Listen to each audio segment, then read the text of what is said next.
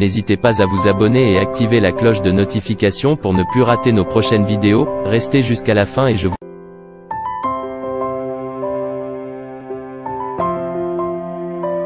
Nous émettons depuis Kinshasa, la ville province de la RDC, mesdames et messieurs, de partout dans le monde. Vous êtes en connexion pour l'épauler, au nom de la grande équipe de cette émission, comme d'habitude. Certains qui ma caméra, je vous salue, grand merci et bonne année chez vous, mesdames et messieurs. Question de parler de l'église aujourd'hui, nous sommes avec le prophète Gilardin Luanga, par rapport à la mission primordiale Oyo, Yesumasi, le père de l'église, est-ce qu'aujourd'hui, en dépit de ma caméra, actuellement, on peut dire que l'église a été préparée pour l'enlèvement? Est-ce que les chrétiens sont prêts pour l'avènement de Jésus-Christ? Et à cet effet, on peut toucher quelques points d'actualité. Le prophète Gilardin Luanga a invité Nanga Namokwelelo. Prophète Gilardin, bonjour. Bonjour. Bonne année, bonne santé. Très bien par la grâce de Dieu. Nous avons une émission pour la première fois depuis le côté 2022 et bonne année. Oui, ça va par la grâce de Dieu. Ma cambozo tambola bien. Et quant à moi, on appelle ça merci parce que Moussala Obozo Sala, ils ont vraiment Moussala Malamu et toujours considéré Moussala Nabino.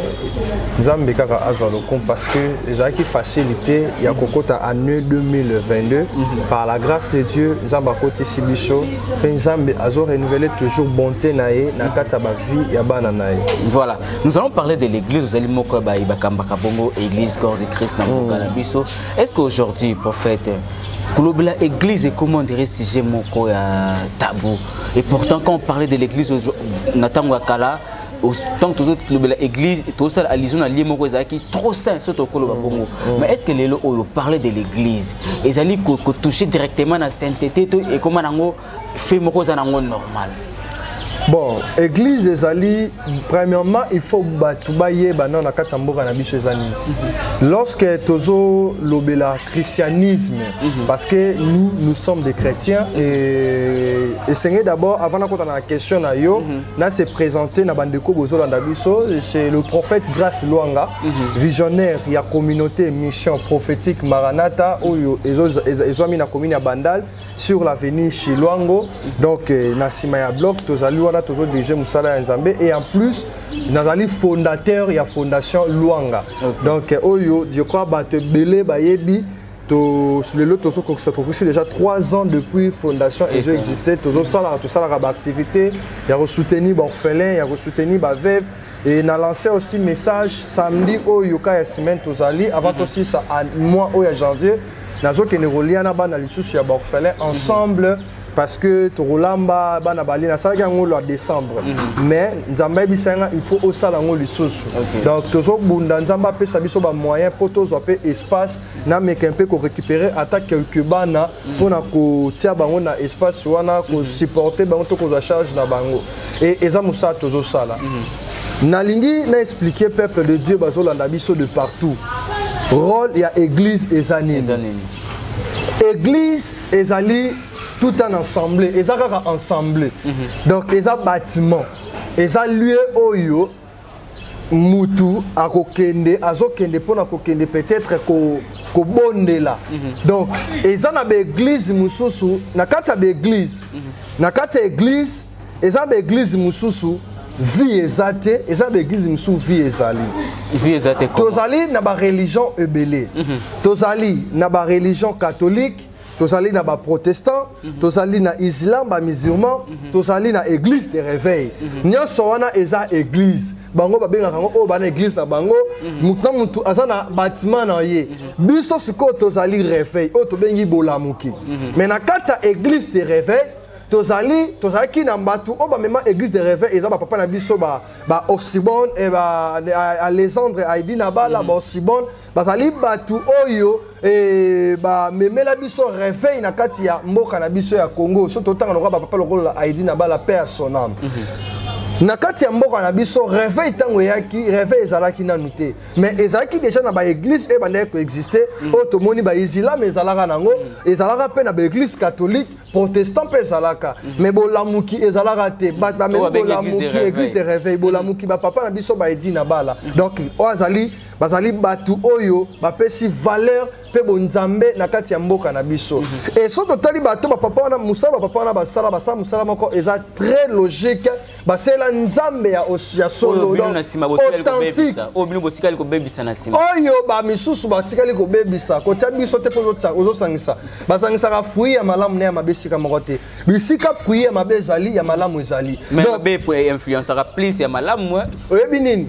Soki mutu akomi influencer na makambo mabe c'est qui aza ye moko convaincu. Tu sais quoi mon frère? Na kati ya vie tozali na corps, âme na esprit.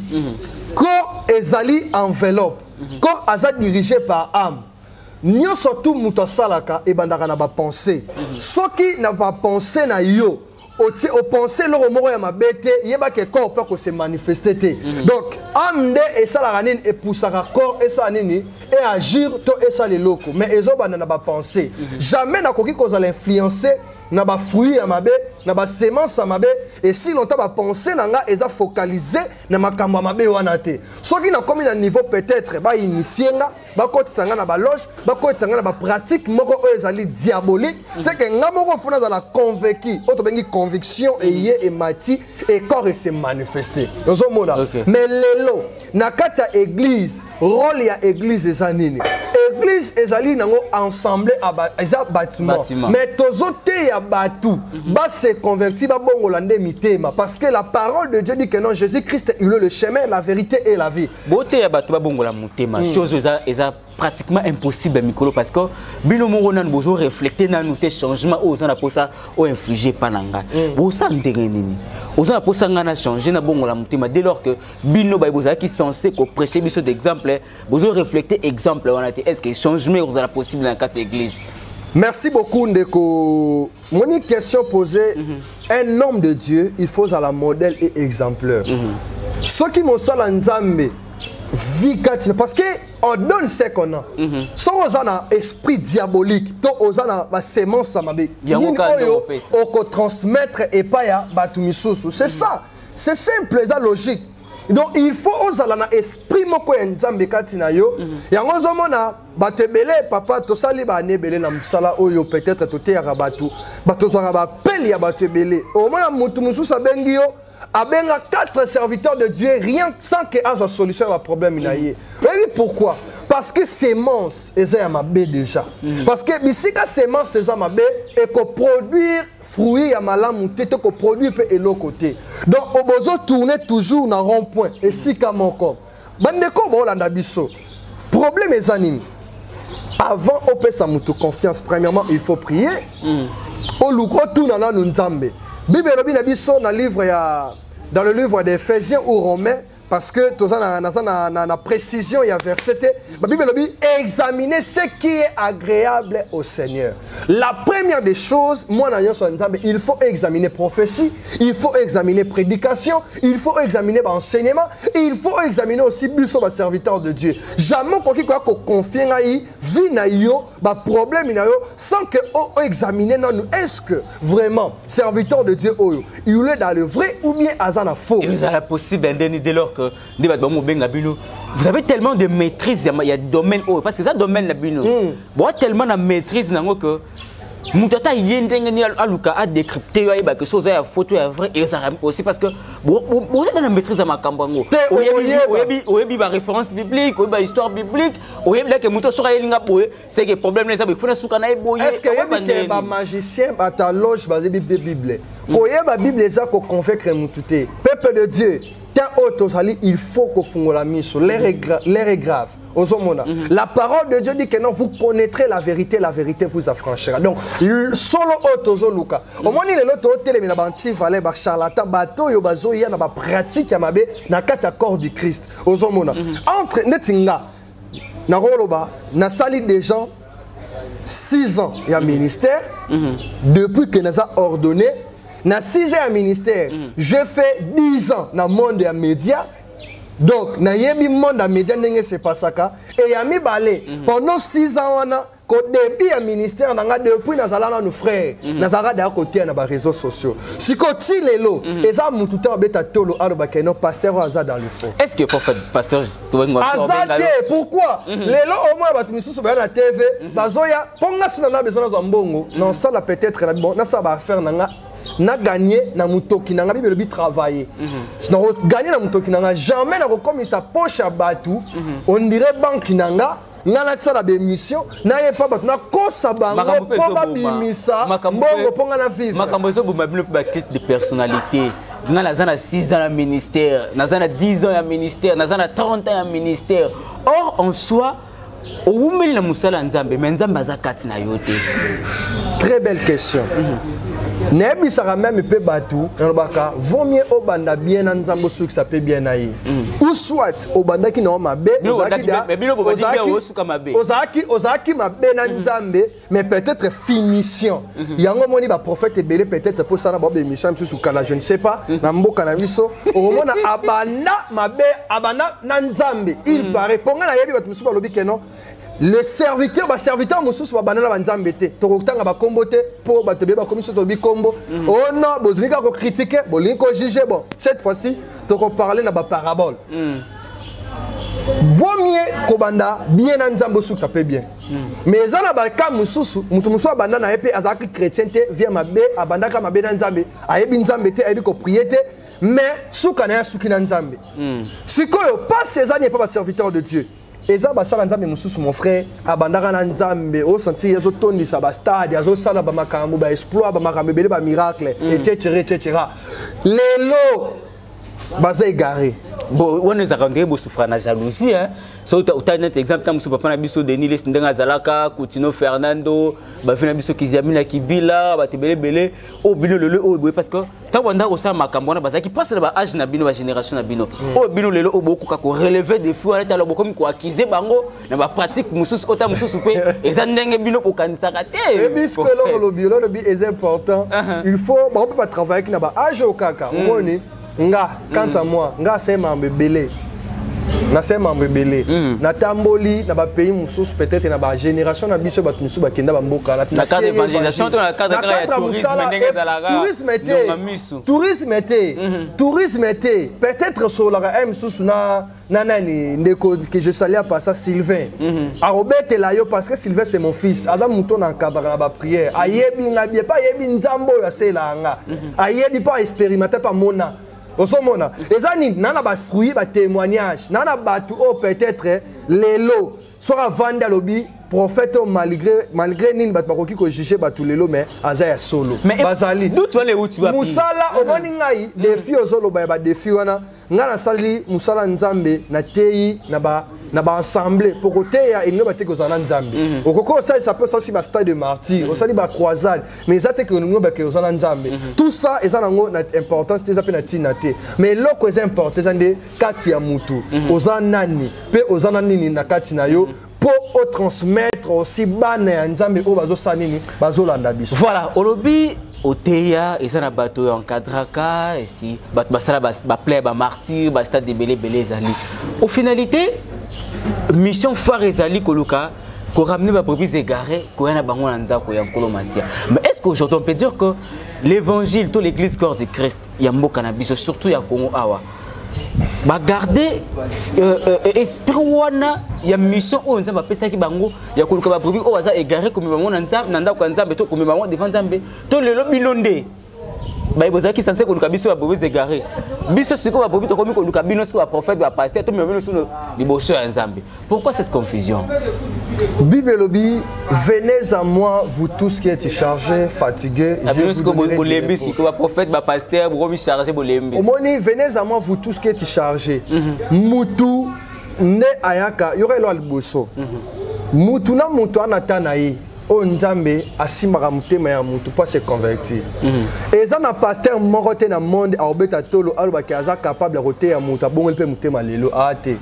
Mutu bongo lisa mutu mutema za pasteur te. Et ni prophète ni évangéliste mais c'est notre Dieu, le créateur.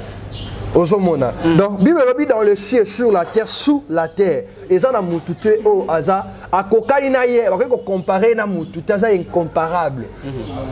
Biso rôle nabiso ezanini. Comme dit dans le livre de Marc chapitre 16, le verset 15. Allez par tout le monde prêcher la bonne nouvelle à toute la création. Tous un rôle y a côté à battre évangile. Mais alors faites de toutes les nations mes disciples. C'est ça.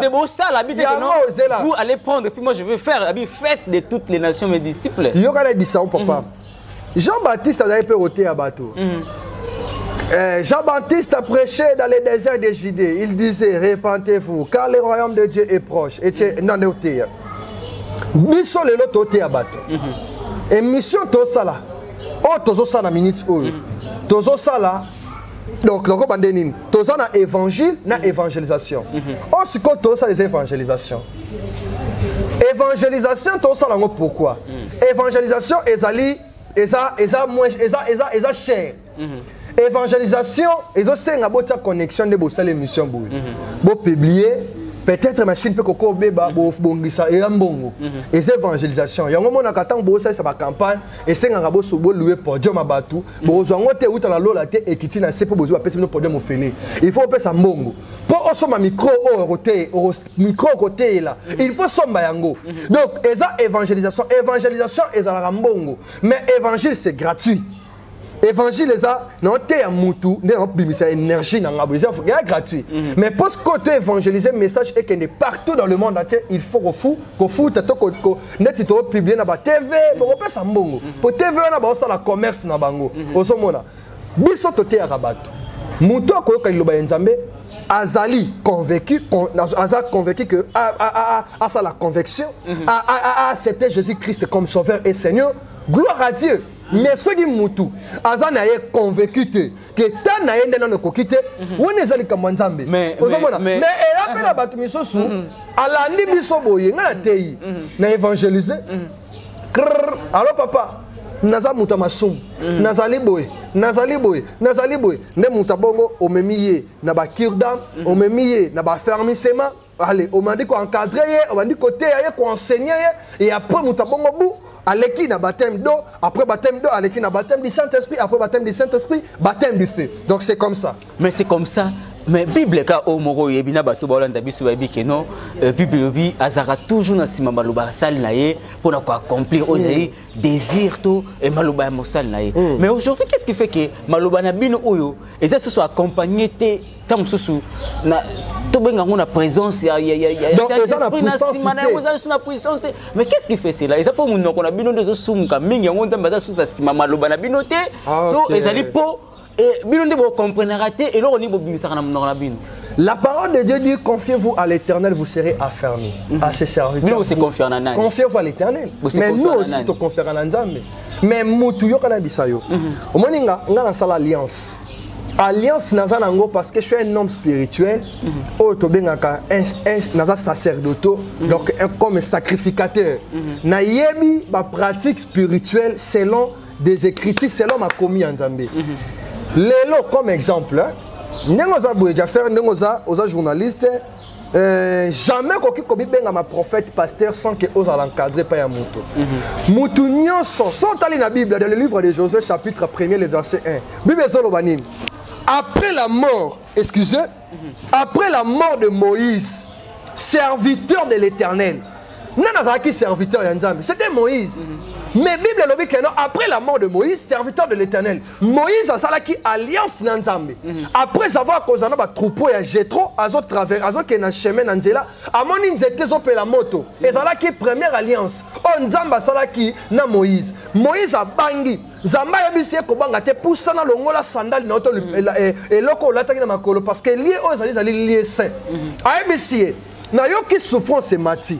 Souffrance c'est Mati et Mati est pas Yanen. Souffrance c'est Mati et pas Yanzambe, le créateur. Nayoki souffrance peuple Israël. Bazali kolela. Alors il a choisi yo kene koloba na pharaon boyeboy. Moïse alobi non. Ako comprendre ngate nzamba ebisi alobi non. Nazota li soba signe. Oye kolakisa que roi wana que yo ozali donc ngane nzambe mutna tindi yo. Ezaki ba confirmation. Est-ce que bino lelo ezala pas na bino? J'ai là papa journaliste. Premier signe ezalaki un verge à Moïse et bon qui serpent et deuxième ezalaki c'était le ezalaki maboko ya Moïse et bon qui maladie ya maba auto bengi lèbre ezalaki confirmation mais mutu oyo a côté ça na Israël na terre promise, c'était pas Moïse, c'était qui? C'était Josué. Okoki kozala opria kamozana alliance nzambe te. Et senga kaka il faut ozana se mosala nzambe moko bo encadre kayo. Et soki mosala nzambe malobaneza esu na puissance te. Yeba ke mutu wana nzamba zali suna yete. Un vrai serviteur de Dieu, mutu azala nzamba solo, soki mutu a malade, o salika ko imposer maboko. Mutu wana arozala guéri. Bible lobi to ko imposer ba maladie maboko, pe ba malade kozala guéri, ba maladie e kozala e ko disparaître na kata banzoto ya bato. Donc mosala nzambe ya solo aza na maloba ya moto kati na ye po moni tant déjà ba témoigner nazaki na maladie te na biki nazaki na problème na biki. Je crois la deuxième émission to ça na yo to témoignage to kopesa ba témoignage to tia ba témoignage parce que to komi déjà malem na okenda na suka émission na biso.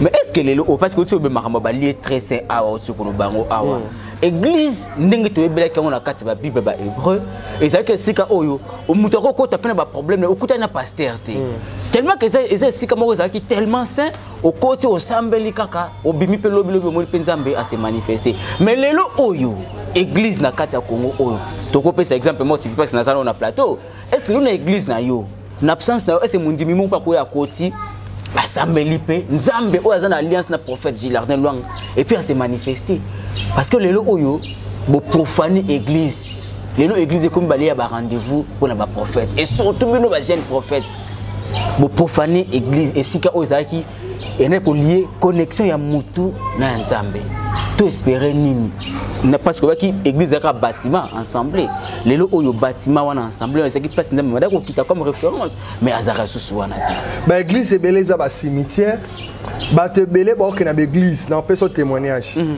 ba foule ebeleza wana ba église ya liboso. Bah pasteur et belé bah sali bah part na diable. On est à jalousie pour ça. Non, là je te dis écoutez, dans l'opinion sauté, yoka nazo mec un peu qu'on expliquer peuple de Dieu. Et belé bah sali bah part na diable. Et belé bah sali bah part na diable. Ya liboso na roloba. Et ça bah te bé bah foule manga et pola. Na ba fula ebembe ndeni moni fula manga moni banzinzi so imanga poli banzinzo yo manga eza na balabala na riel banzinzo bayaka wana nombre ya banzinzo ekoya nombre ya bato ba oya ba misusu basala ba sacrifice bakunda batu na ba ebuso ba église ba église ebele eza ba cimetière yo kana bisayo ba église ebele ezali ba endroit o ezopesa batu vite mais eza na ba église na mboka na biso pe na monde epesa ka batu pe vie oza na raison.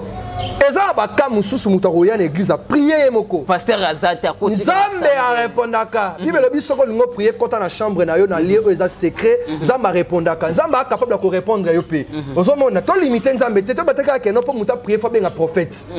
Non, il faut t'enseigner batu ba ça l'appelle mire. Pour prophète pas ko ça so kipé. Mais yo moko pomoni mwana maladi. Oyebi da ke no pratique so na simbi bo na sali bo Nzamba ko agir. Mais ça pe na baka mususu et senga il faut oya rappel na temple, oya na temple mais aux solution te bat loka ba an. Aya na temple na silo chaque jour mais sans que azo mwana. Mais les jours où le prophète Eli atali ya lobi, mwana moi soyo a langue ou bien comment. Tant à interroger, à poser question, an a lobi Seigneur, alobi prophète Monseigne na Nzambe, alobi ezali teke na langue, ezali teke na zali na ba problème ou bien nini. Abi mais eloko ezotungisa ngeza nini. Ezake na na problème moko eza tel. Né les prophètes, mais prophète est un prophète, il peut y avoir problème à Anne. Mais pourquoi il y a des problèmes à Anne te? Mais alobi Anne a langue masanga. C'est que attend alobelo kwana et tumboli Anne. Anne a seni alobi na alobi te na langue te. Dans les abou tant prophète ebisa alobi tika Nzambe exaucer prière na yo. Voilà. Moka ka ya prophète a exaucé prière na yo, Nzamba répondre yo Anazwa Samuel. Anazwa Samuel pe miracle salima la vie à Anne, mais essayera un homme de Dieu, azali na pouvoir na maloba na kati na ye pour asaka na vie à Anne pour Anne passer nini abota. Voilà, merci beaucoup en tout cas, merci Toyebi que oza premier numéro na biso, je pense que tu auras sur ce prochainement vu que télévision za Lingonga, les autres oza mardi. Selon la disponibilité de cause, au courant de la semaine, on peut continuer dans le cadre de la maçon. Sinon, s'il faudrait que le peuple débat bénéficie de quelque chose dans le passage, le message nous a donné. Merci beaucoup pour la bande de cognon surtout au Balanda Kibiso et parce que dans le monde du chapeau parce qu'il y a la déclaration pour la bande de cognon au Bazolanda Biso. Alors place aux alliés Simba kaka écran na yo Bible Zoloba, la foi c'est une ferme assurance. Il faut azalana a Olobi. Osong si fait des niles natin, basi mbaba écran. Olobi. Osong si fait des niles natin, basi mbaba écran. Même pas. Donc muto sala, atama mai na yo. Ah, moto, siba. Donc nzamba pambola epe na pesi mbot na lingage tellement mingi, mais nzamba sungaye azonga na kati ya chemin de niles azonga. Mais ça arche de Noé. Et ça parenthèse to fond. Mais ça arche de Noé. Ma goro de ma banque ba misele kete banani. Si jana na moto le belango.